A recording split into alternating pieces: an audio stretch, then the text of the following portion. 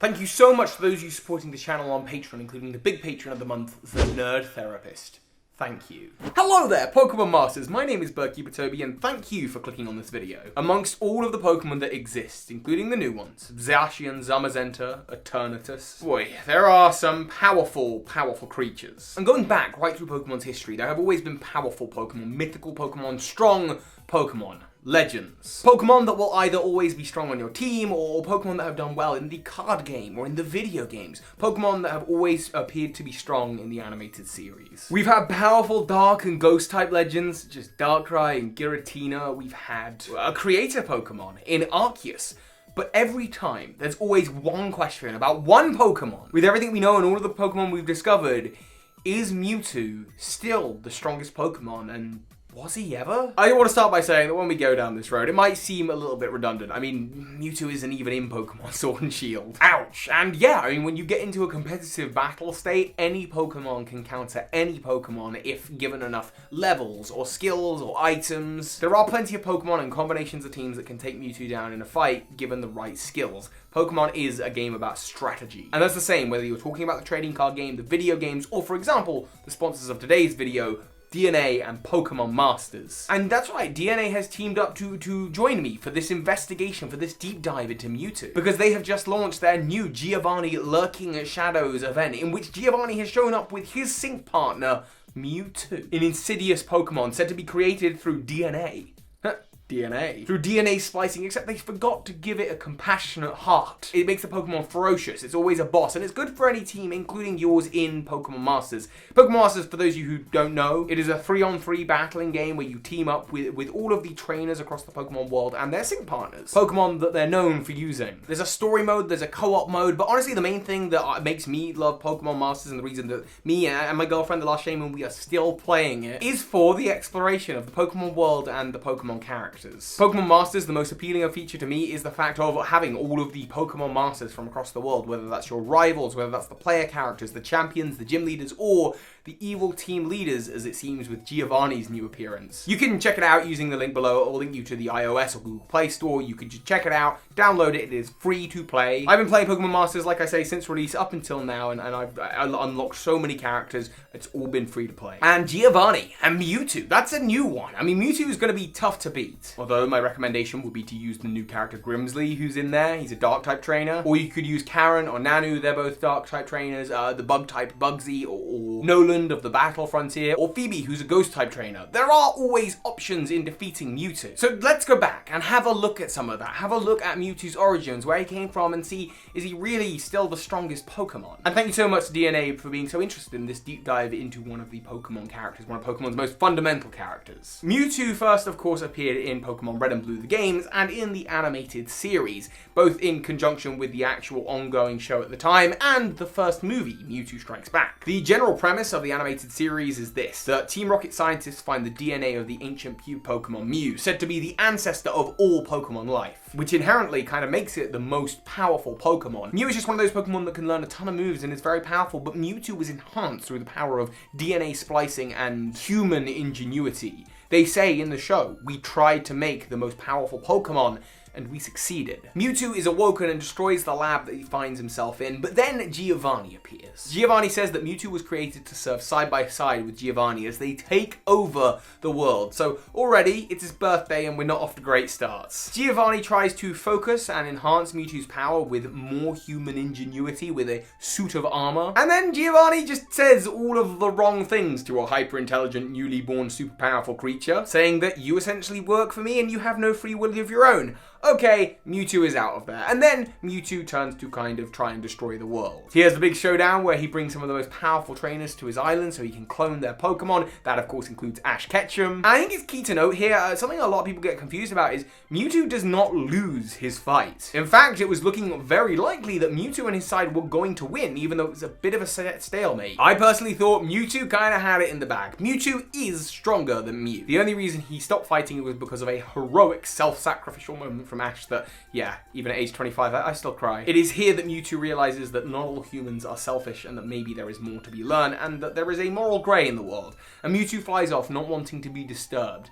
The story of the video games, like Pokemon Red and Blue, they follow a slightly similar but different path. It is kind of implied that the reason that Giovanni is after the Master Ball in the games is so that he can recapture Mewtwo, and this is reinforced by Pokemon Masters, where Giovanni is a member of Team Rainbow Rocket, the kind of improved version of Team Rocket that appeared in Ultra Sun and Ultra Moon. In this version of events, he has a Master Ball which he has used to recapture Mewtwo. And to be honest, back then, Generation 1, I mean, Gengar was part Poison type, so it didn't fare too well against Mewtwo's Psychic powers. The bug types like Scyther and Pinsir, you know, again, it's possible. It's possible to defeat Mewtwo in battle, but you're always a little bit disadvantaged. The Dark type didn't even exist back then. And it wasn't really until Generation 4 where I think Mewtwo's power got challenged. In the games Pokemon Diamond, Pearl, and Platinum, we meet a mythical Pokemon called Arceus, and this Pokemon is a creator Pokemon. Or at least according to the Canalive Library myths, this Pokemon is said to kind of be something very ancient and special. We don't know exactly. What we do know is that it is incredibly strong. But Mewtwo is the clone and genetically improved version of Mew, which is said to be the ancestor of all Pokemon. As to whether that means that Mew has the DNA of Arceus or not,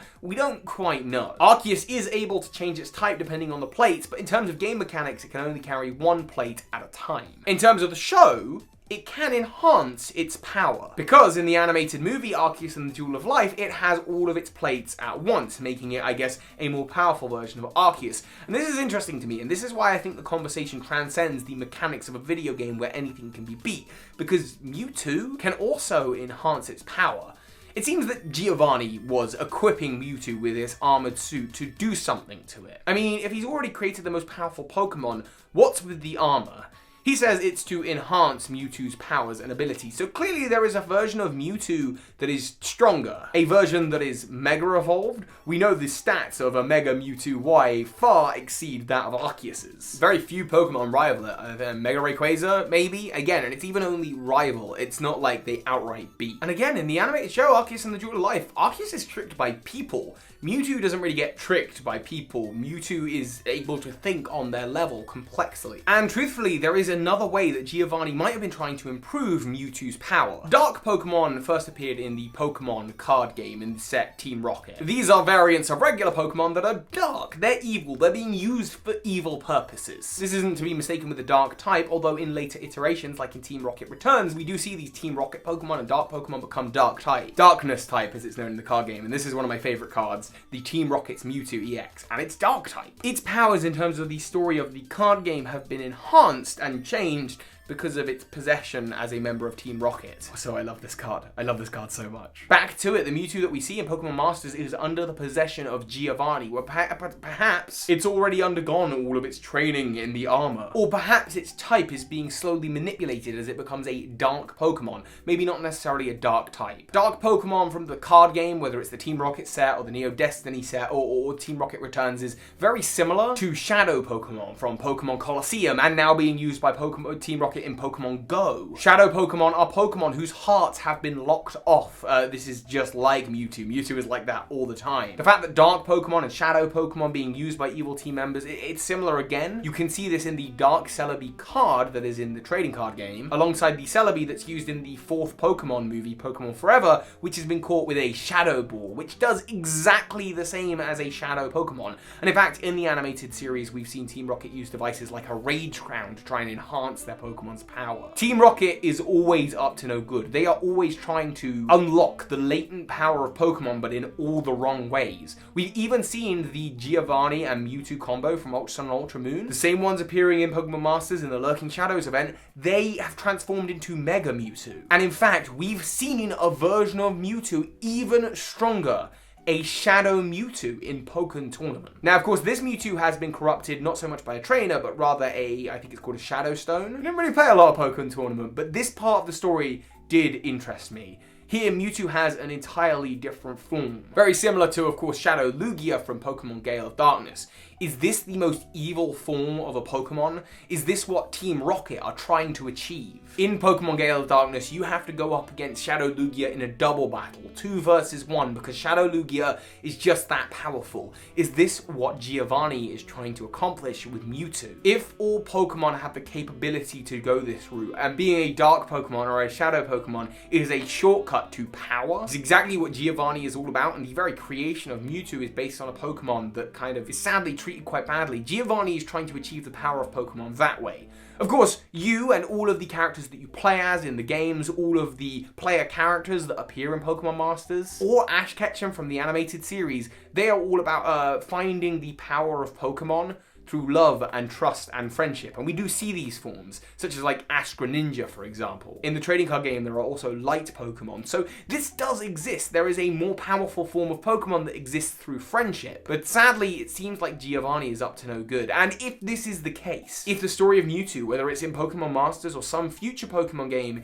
is that Giovanni is ultimately trying to manipulate it to become something stronger and darker, and given that Arceus's power is rivaled by Mega Mewtwo X and Y, which we've already seen Giovanni of Rainbow Rocket capable of using, well, it stands to reason to me that Mewtwo is, in fact, the most powerful Pokemon still. But that's just my opinion, and yes, there will always be ways to defeat Mewtwo. In fact, in the Lurking Shadows event, you're going to be going up against Giovanni and Mewtwo. So, like I say, I recommend Dark-type trainers, Ghost-type trainers, and Bug-type trainers. As part of the event, Grimsley has been made available to you. I suspect that you're going to want Grimsley's Dark-type Lipard. I also personally really like Karen, Bugsy, Phoebe, Bug, Dark, and Ghost users who have access to Mega Pokemon and just incredible skills as well. Phoebe is one of my favorite characters in the game. So go ahead, check out and see just how strong Mewtwo is by clicking the link in the description. Again, Pokemon Masters is free to play. Take part in the Lurking Shadows event. Get a hold of Mewtwo while you can. Again, that link leads to the Google Play and iOS store, whatever device you are on. Thank you to DNA for sponsoring this exploration into one of Pokemon's most fundamental characters. Let me know what you think about Mewtwo's strength in the comments, and of course,